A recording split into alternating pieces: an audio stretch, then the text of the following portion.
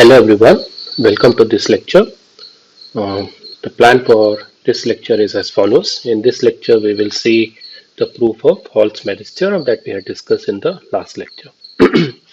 So just to recap, the theorem statement of Hall's-Marriage theorem is the following. It says that if you have a bipartite graph with bipartition V1 and V2, and if you want to find out whether there exists a complete matching from the subset V1 to subset V2, then it is possible if and only if for any subset A of V1, uh, it has at least the same number of neighbors as the number of nodes in the subset A. Okay, so this condition is both necessary as well as sufficient. So let us first prove uh, the necessary condition, that indeed this condition is necessary for the existence of a complete matching. So what exactly we want to prove here? We want to prove that complete matching from V1 to V2 is possible only if this condition is true. Okay, of course this condition has to be true for all subsets A of V1. I won't be writing for all subsets A of V1, right? So that is implicit here.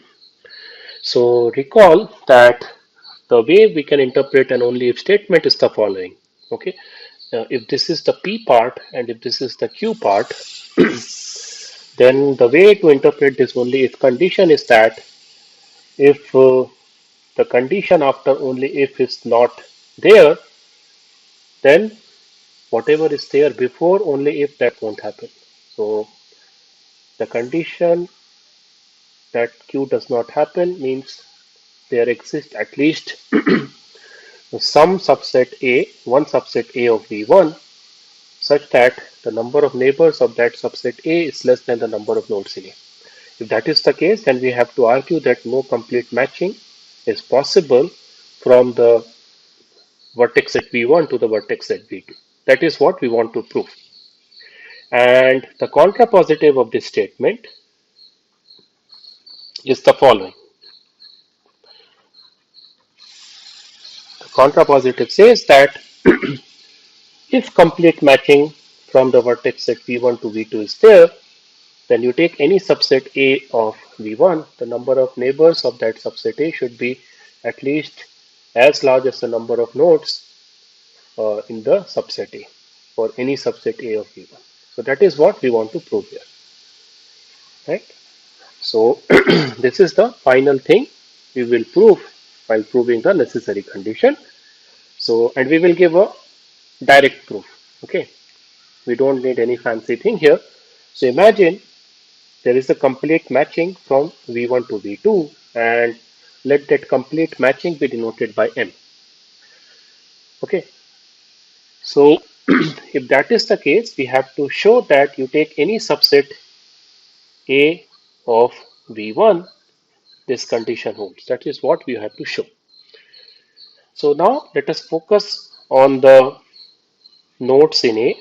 So remember, we are considering the following. You have the bipartition V1, V2, and you have a subset A, and you also have a complete matching M, with respect to which all the vertices in V1 are matched.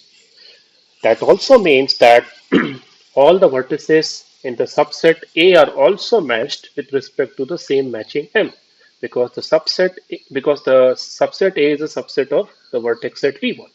Okay, so that means every node in A must be the endpoint of some distinct edge in the complete matching that you have found from V1 to V2. And that is possible only if the number of neighbors of the subset A is as large as the number of nodes in A. Because if at all you are able to find out, if you are able to match all the vertices in A, right, using the collection of edges in M, and as per the definition of matching, two distinct edges have distinct endpoints, so that automatically means that this condition is true. Okay, so that's a proof of the necessary condition. Now let us prove the sufficiency condition. That means we want to prove that if this condition is ensured, that means if you have a bipartition V1 comma V2, and if it is ensured that you take any subset A of V1, the number of neighbors of that subset A is as large as the number of nodes in A. If that is guaranteed, then we have to show that there exists a complete matching from V1 to V2. And we will give an existential proof here. Okay, what do we mean by existential proof? We will show that if this condition is ensured, then there exists at least one complete matching from the vertex set V1 to V2. Okay, and that existential proof will be given by induction on the cardinality of your vertex set V1.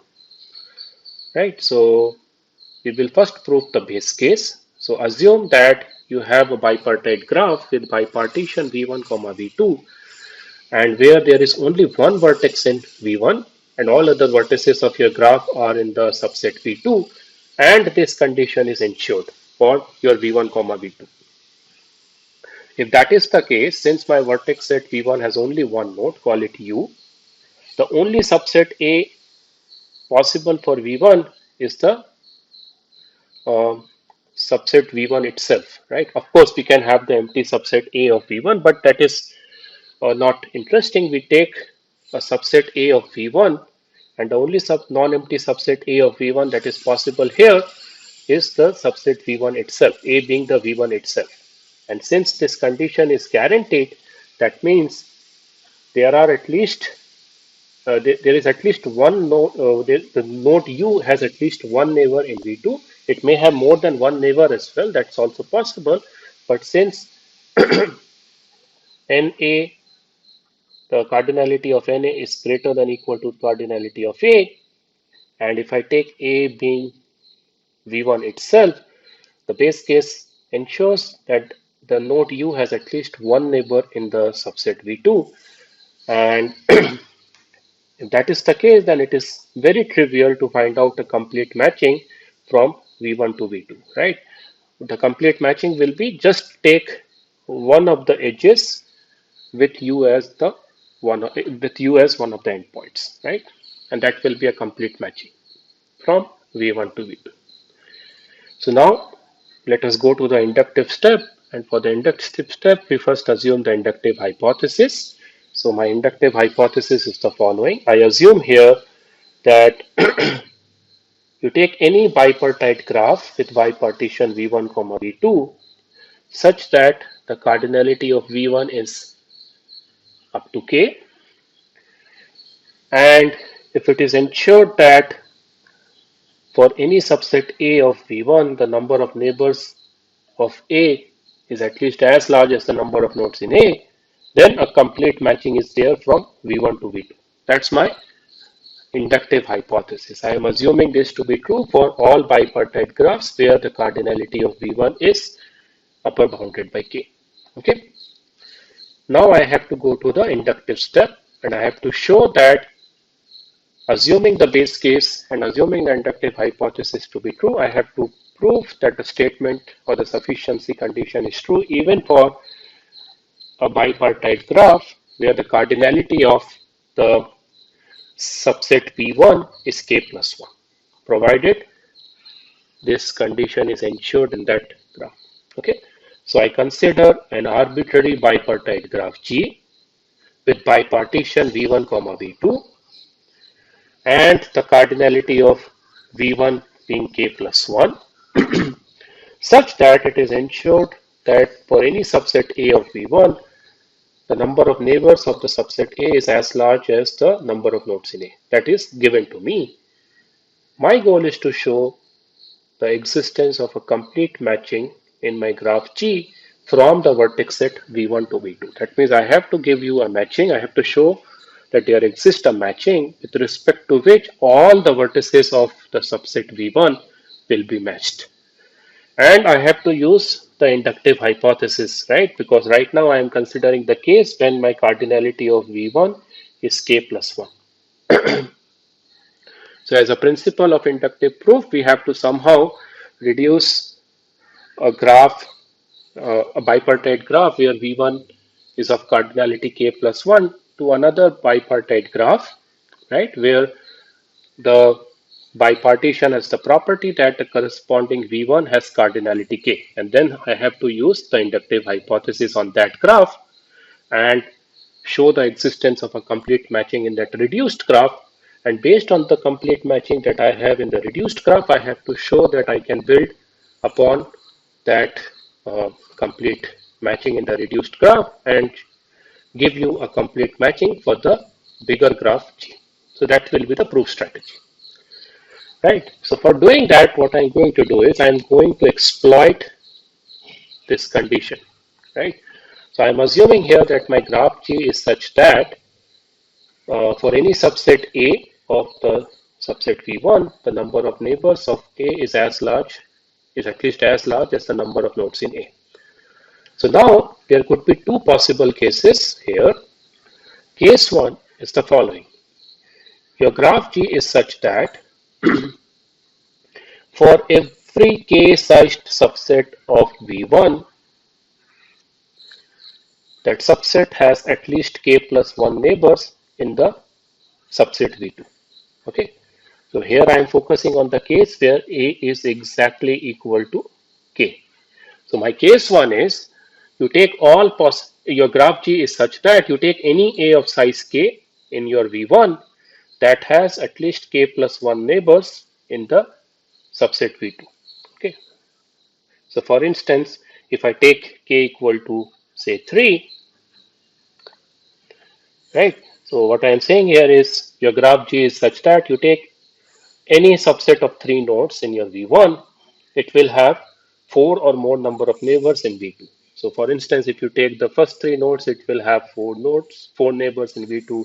Or if you take the last 3 nodes, then also it has 4 or more neighbors in V2.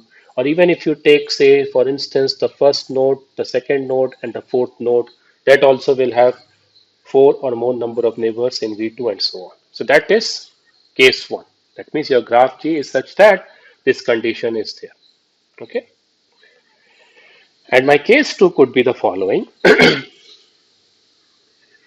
I have a k-sized subset of V1 which has exactly k neighbors in V2. Okay, so pictorially you can imagine I am talking about the case where your graph G is such that even though this condition is true, but as part of that condition you have a subset A of k nodes in V1 which has exactly k neighbors in V2. If that is the case, that does not violate this condition. This condition is still satisfied even for that subset A, because this condition says that the number of neighbors of A should be greater than equal to the number of nodes in A. So even if it is equal to the number of nodes in A, that means the condition is satisfied. So my case 2 is talking about a possibility where in my graph G, I have a subset A of k nodes which has exactly k neighbors in the subset V2. So again, for demonstration here, I am taking the case of k equal to 3. So these are the only two possible cases with respect to my graph G. And in both the cases, I have to show the existence of a complete matching from V1 to V2. And in both the cases, I will be reducing or using I will be using the inductive hypothesis. Okay, so let us first consider case 1, and for demonstration purpose, I am taking k equal to 3. So this is the case where my graph G is a bipartite graph with bipartition V1 comma V2, and my cardinality of V1 is k plus 1, and this condition is ensured in my graph G. And this condition is ensured in such a way that you take every k-sized subset of V1 in G, it has k plus 1 or more number of neighbors in V2. Okay, that is the case I am considering right now, and my goal is to show the existence of a complete matching from V1 to V2. So here is how I will find the complete matching. So you consider any vertex u from V1. You are free to use any vertex. Just for simplicity, I am taking the first vertex. Okay.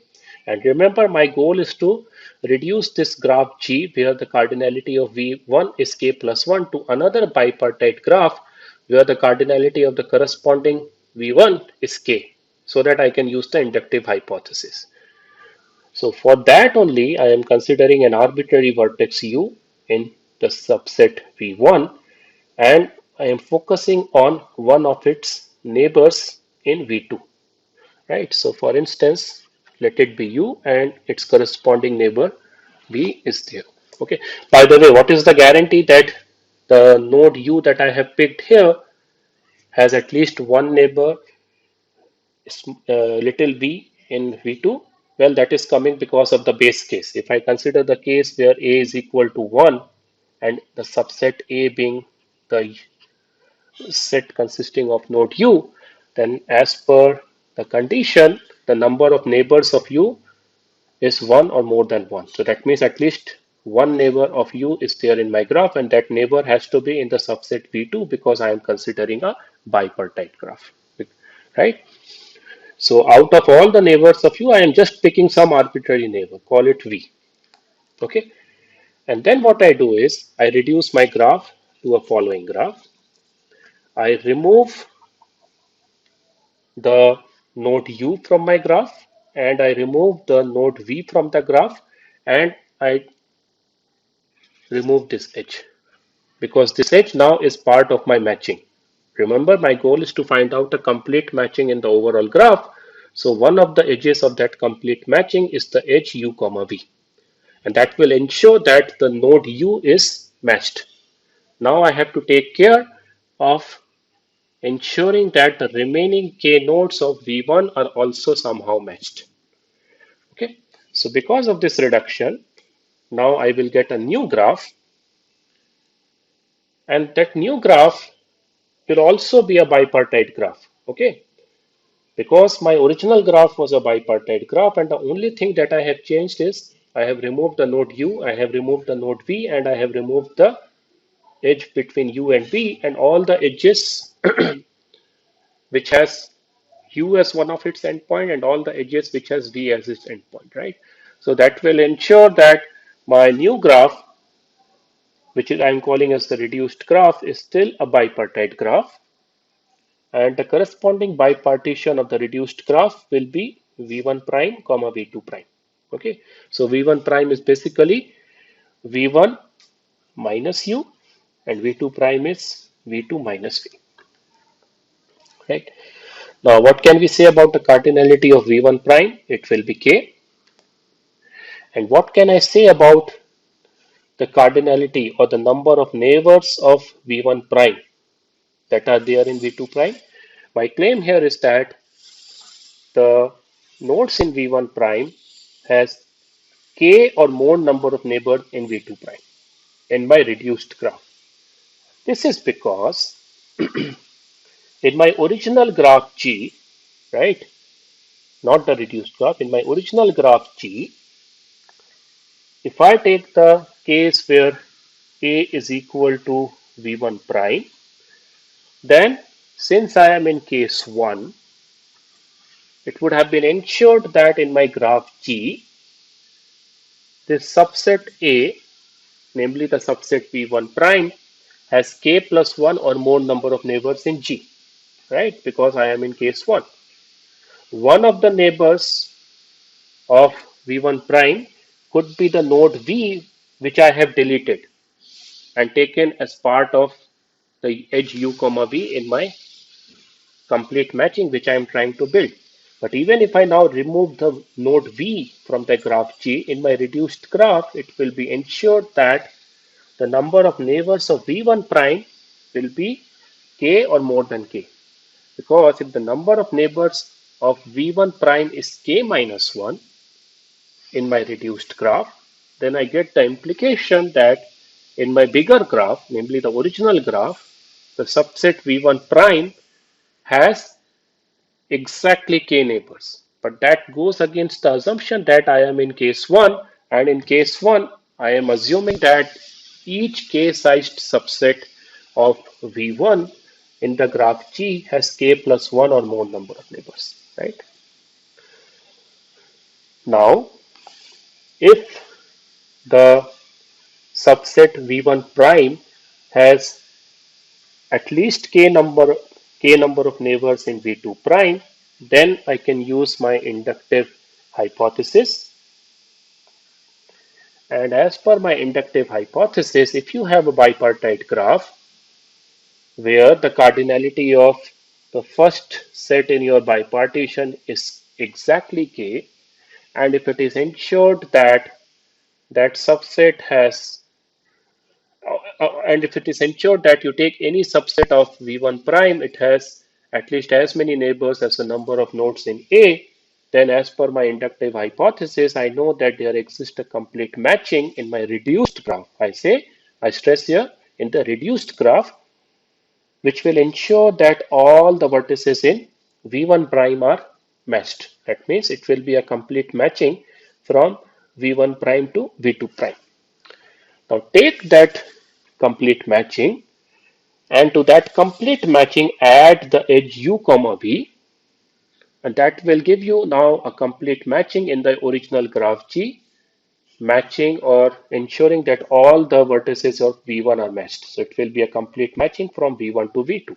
And why this is a valid matching? Because in the matching M that you are finding in the reduced graph, none of the edges will have the node U or the node V as its endpoint, because the node U and node V or none of the edges incident with U or V are present in your reduced graph, because they were present in your original graph and you have removed the node U, node V and all the associated edges and got the reduced graph, and your matching M is in the reduced graph.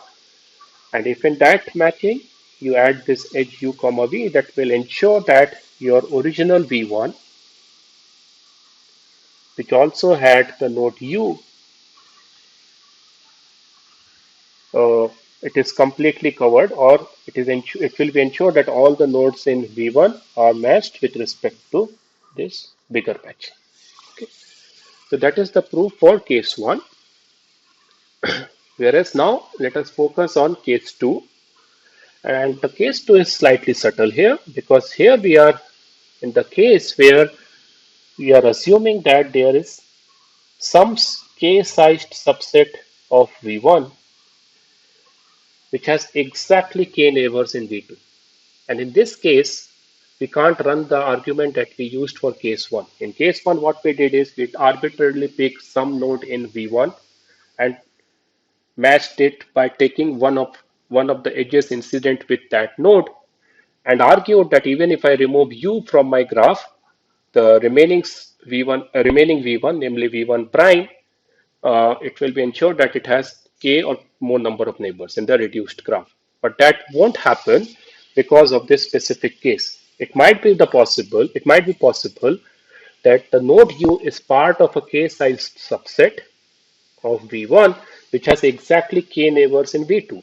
So when you are removing the edge u comma v from the graph and getting the reduced graph, then that k-sized subset will be now reduced to k minus 1 size subset, and now in the k minus 1 size subset, you may not have sufficient number of neighbors in the corresponding V2 prime, and you can't use the inductive hypothesis, right? So you will get stuck here. So we have to handle this case in a careful fashion and still show guarantee the existence of a complete matching from V1 to V2. So what I do here is the following. Since there is at least one k-sized subset of V1 which has exactly k neighbors in V2, I focus on that subset, call it S. There might be multiple such subsets in V1. I take any one of them. So take the subset S of size k and focus on its neighbor set T. Okay, such that the cardinality of the set S and the cardinality of the set T are both k. So S is a subset of V1 and T is a subset of V2. Okay, so for instance, this is your set S, this is your set T. Now, since the cardinality of the set S is k, right? I can use my inductive hypothesis, and since the number of neighbors of S is as large as the number of nodes in S, from inductive hypothesis, a complete matching is there, right? So call that complete matching as M. Now this is a complete matching from S to T, not from V1 to V2. Okay. So there is still one node left, which is not yet matched because that is not part of this matching M. Okay. So now my reduced graph will be the following. I remove the set of nodes from, I remove the set of nodes in S from V1, and I remove the set of nodes in T from V2 and get the corresponding V1 prime and V2 prime. Okay. So V2 prime may have more than one nodes as well, but here for simplicity, I am left with a graph which has one node in V1 prime and one node in V2 prime. So the cardinality of V1 prime is 1, okay, because my V1 had k plus 1 nodes and I removed a subset of k nodes, so I am left with only one node. And my claim is that V1 prime has still at least one neighbor in your reduced V2, namely in V2 prime.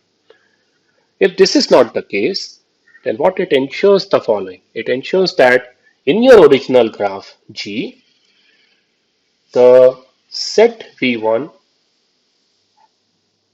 had exactly k neighbors. And remember, the set V1 is nothing but this leftover node. So your V1 is nothing but your V1 prime, right? Union the set of nodes in S. Okay.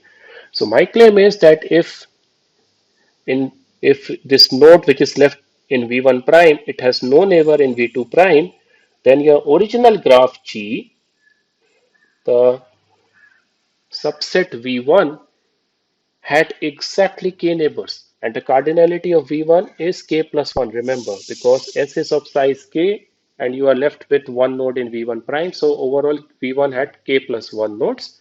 So I get the implication that V1 had exactly k neighbors. That means there is an A where the number of neighbors of A is less than the number of nodes in A. But that is violation of this condition. It is guaranteed that you take any subset A of V1 in your graph G, the number of neighbors is as large as the number of nodes in A, right? So that means this will give you a false conclusion.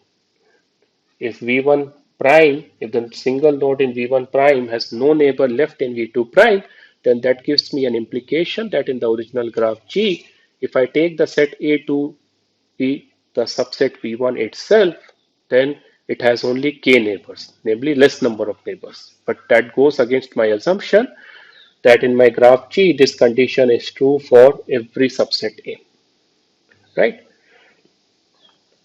So from my inductive hypothesis, I know that there is now a complete matching M prime also from V1 prime to V2 prime, right? This is basically coming from the base case, not from the inductive hypothesis, because I can trigger the base case as my cardinality of V1 prime is 1. Okay, so from my base case, I know that since the number of neighbors of V1 prime is as large as the number of nodes in V1 prime, and V1 prime is of size 1, I can use the base case and argue that there is some complete matching M prime, which ensures that all the vertices of V1 prime are matched, or that matching M prime is a complete matching from V1 prime to V2 prime. Now, if I take the union of the matching M from the subset S to the subset T and the matching M prime, which is a complete matching from V1 prime to V2 prime, that will ensure that now I have a complete matching from V1 to V2. Okay, so that proves the sufficiency of the condition even for case 2. So it doesn't matter whether I am in case 1 or in case 2, in both the cases, if this condition is ensured, that means you take any subset A of your for subset V1, the number of neighbors of A is as large as the number of nodes in A, then there always exists a complete matching from the subset V1 to subset V2. Okay. So that brings me to the end of this lecture. These are the references for today's lecture. To summarize, in this lecture, we discussed the proof of Hall's marriage theorem. We showed the necessary proof of we proved the necessity condition, as well as we gave an existential proof for the sufficiency condition. Thank you.